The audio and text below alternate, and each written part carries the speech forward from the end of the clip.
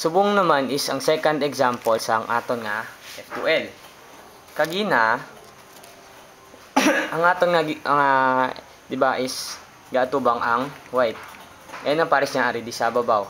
Subong gaatubang ang white, ang pares niya ari dire. Sa position nga ni.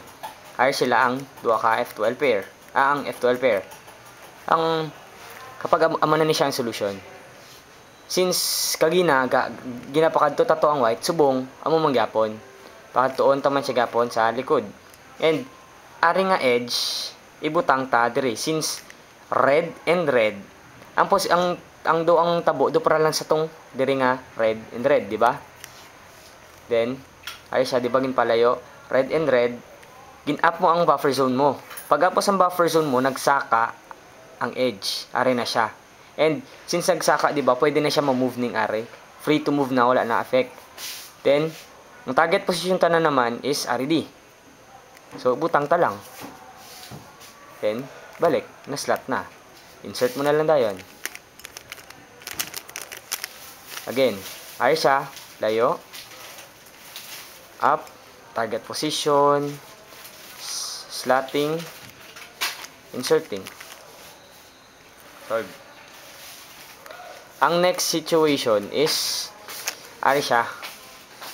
Nagaatubang, ari ding pair, pero hindi siya red and red ang makita mo. Red and green. Ang ari naman ni situation is daw parehasang atong diri mangyapon nga wala nga red and green. Hindi sila red and red. Ang red and green naman ang iyang ni nga kaparehas. And ang process ta is amo mangyapon isol palayo. Ara na siya. And di ba kapag red and red ang target positions ari perme.